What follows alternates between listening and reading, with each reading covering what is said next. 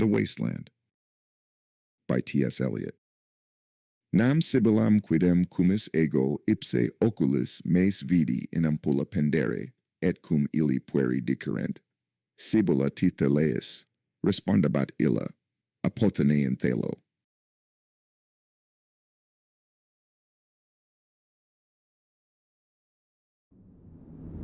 April is the cruelest month, breeding lilacs out of the dead land, mixing memory and desire, stirring dull roots with spring rain. Winter kept us warm, covering earth in forgetful snow, feeding a little life, the dry tubers. Summer surprised us, coming over the Starnberger Sea with a shower of rain. We stopped in the colonnade and went on in sunlight, into the Hofgarten, and drank coffee and talked for an hour. Bin gar keine Russen, Stamm aus Litauen, echt Deutsch. And when we were children, staying at the Archduke's, my cousin's, he took me out on a sled, and I was frightened. He said, Marie, Marie, hold on tight. And down he went. In the mountains, there you feel free. I read much of the night and go south in the winter. What are the roots that clutch? What branches grow out of this stony rubbish? Son of man, you cannot say or guess, for you know only a heap of broken images where the sun beats and the dead tree gives no shelter, the cricket no relief, and the dry stone no sound of water. Only there is shadow under this red rock.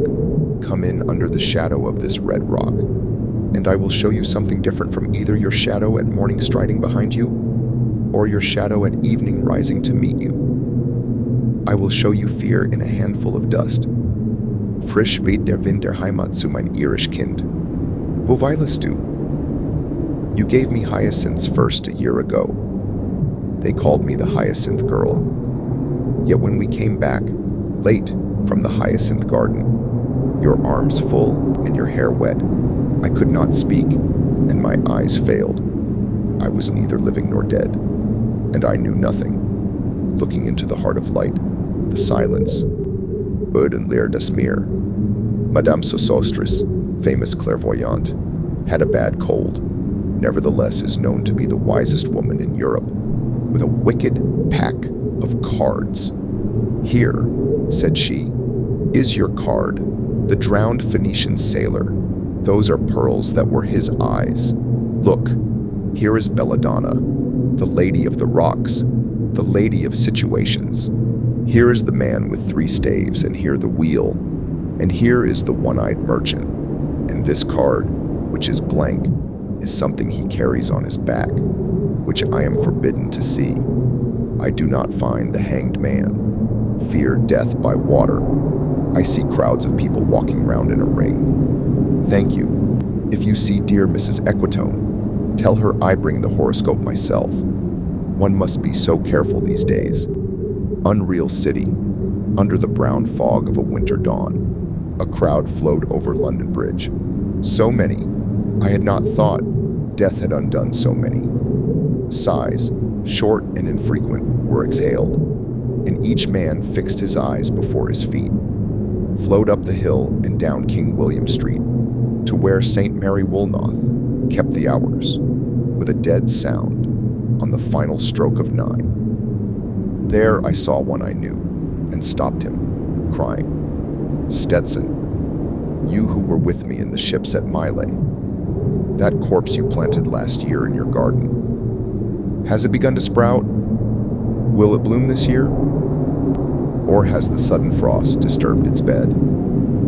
Oh, keep the dog far hence, that's friend to men, or with his nails he'll dig it up again.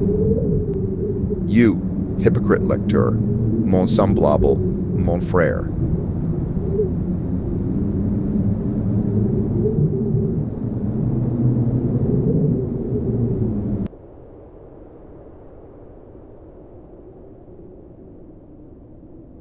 A game of chess. The chair she sat in, like a burnished throne, glowed on the marble, where the glass, held up by standards wrought with fruited vines, from which a golden cupidon peeped out. Another hid his eyes behind his wing. doubled the flames of 7-branched candelabra, reflecting light upon the table as the glitter of her jewels rose to meet it. From satin cases poured in rich profusion, in vials of ivory and colored glass, unstoppered lurked her strange synthetic perfumes, unguent, powdered, or liquid, troubled, confused, and drowned the scents and odors stirred by the air that freshened from the window. These ascended, and fattening the prolonged candle flames, flung their smoke into the laquaria, stirring the pattern on the coffered ceiling.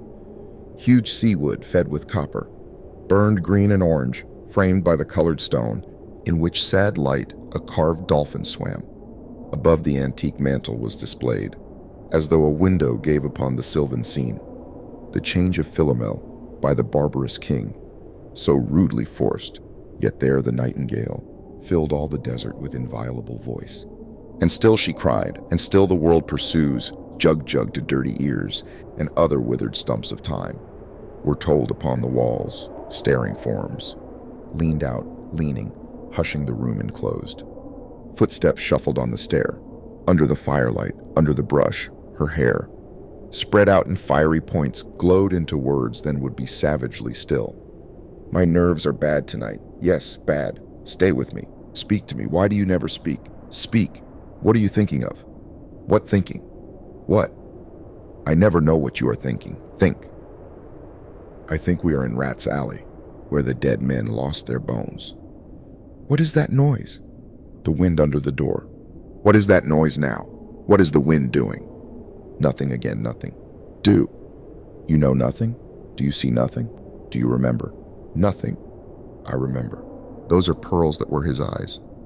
Are you alive or not? Is there nothing in your head? But, oh, that Shakespearean rag. It's so elegant, so intelligent. What shall I do now? What shall I do? I shall rush out as I am and walk the street, with my hair down, so what shall we do tomorrow? What shall we ever do? The hot water at 10, and if it rains, a closed car at 4, and we shall play a game of chess, pressing lidless eyes and waiting for a knock upon the door. When Lil's husband got demobbed, I said, I didn't mince my words. I said to her myself, hurry up please, it's time. Now Albert's coming back. Make yourself a bit smart. Want to know what you'd done with that money he gave you. To get yourself some teeth. He did. I was there. You have them all out, Lil, and get a nice set, he said. I swear I can't bear to look at you. And no more can't I said. And think of poor Albert. He's been in the army 4 years. He wants a good time. And if you don't give it him, there's others will, I said. Oh, is there, she said. Something of that, I said. Then I'll know who to thank, she said, and give me a straight look. Hurry up, please, it's time. If you don't like it, you can get on with it, I said. Others can pick and choose if you can't. But if Albert makes off, it won't be for lack of telling. You ought to be ashamed, I said, to look so antique. And her only 31. I can't help it, she said, pulling a long face. It's them pills I took to bring it off, she said. She's had 5 already and nearly died of young George. The chemist said it would be all right, but I've never been the same. You are a proper fool, I said. Albert won't leave you alone. There it is, I said. What you get married for if you don't want children? Hurry up, please, it's time. Well, that Sunday, Albert was home. They had a hot gammon. They asked me into dinner to get the beauty of it hot. Hurry up, please, it's time. Or good night, Bill. Good night, Lou. Good night, May. Good night, Tata. Good night, good night. Good night, ladies. Good night, sweet ladies. Good night, good night. 3. The Fire Sermon. The river's tent is broken. The last fingers of leaf clutch and sink into the wet bank.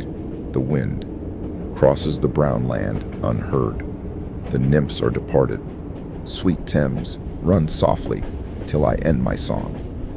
The river bears no empty bottles, sandwich papers, silk handkerchiefs, cardboard boxes, cigarette ends, or other testimony of summer nights.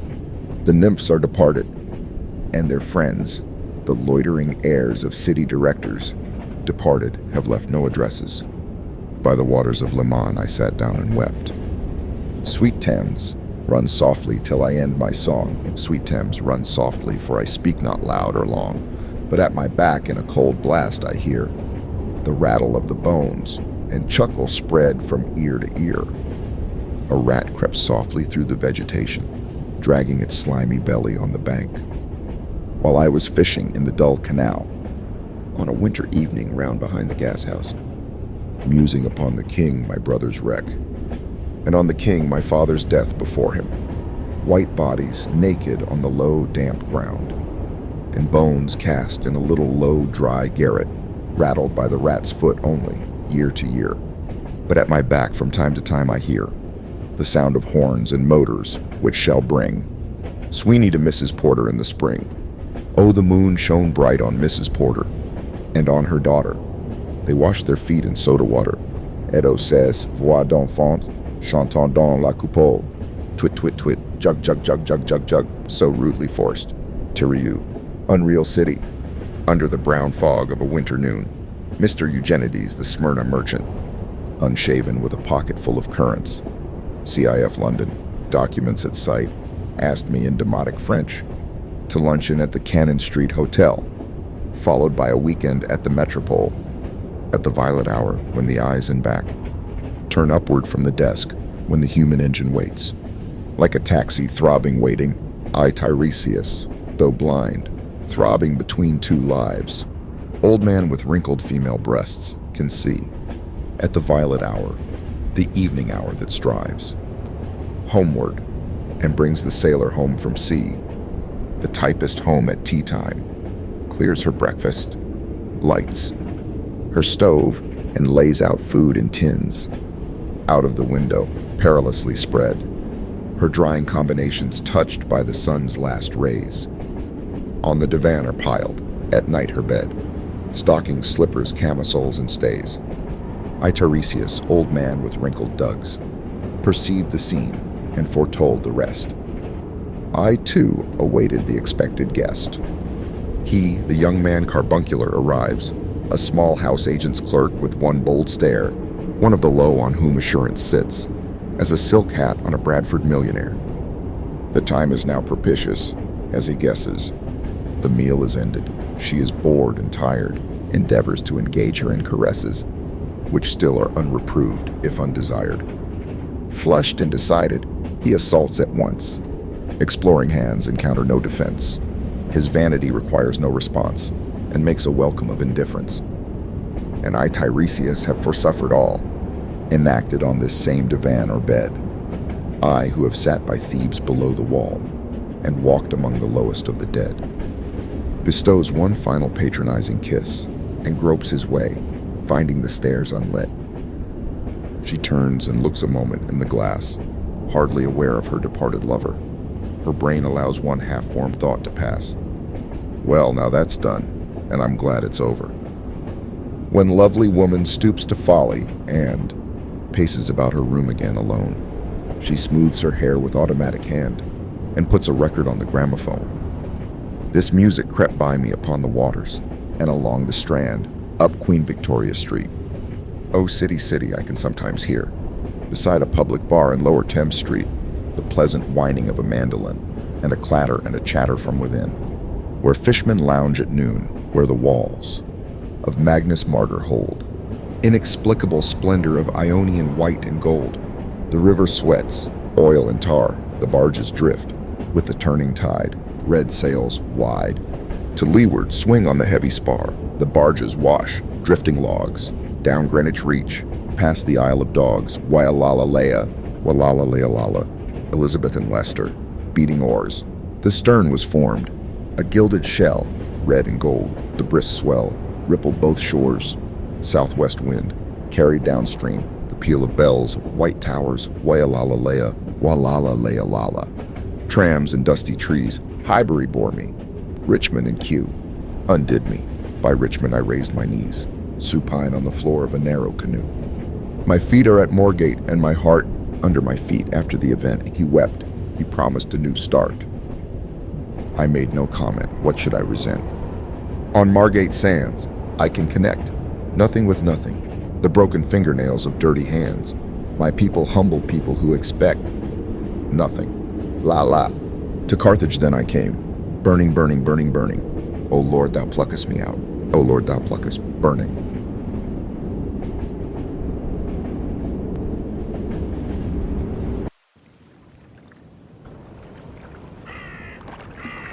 Four, death by water. Phlebas the Phoenician, a fortnight dead, forgot the cry of gulls and the deep sea swell, and the profit and loss, a current under sea, picked his bones in whispers as he rose and fell. He passed the stages of his age and youth, entering the whirlpool, Gentile or Jew. O you who turn the wheel and look to windward, consider Phlebas, who was once handsome and tall as you. 5. What the thunder said.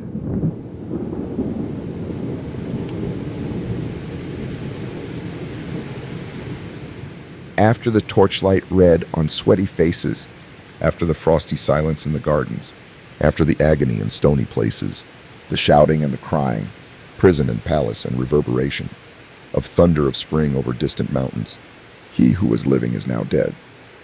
We who were living are now dying. With a little patience, here is no water but only rock. Rock and no water and the sandy road. The road winding above among the mountains, which are mountains of rock without water. If there were water, we should stop and drink. Amongst the rock, one cannot stop or think.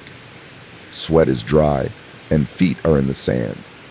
If there were only water amongst the rock, dead mountain mouth of carious teeth that cannot spit. Here one can neither stand nor lie nor sit. There is not even silence in the mountains, but dry, sterile thunder without rain. There is not even solitude in the mountains, but red, sullen faces sneer and snarl.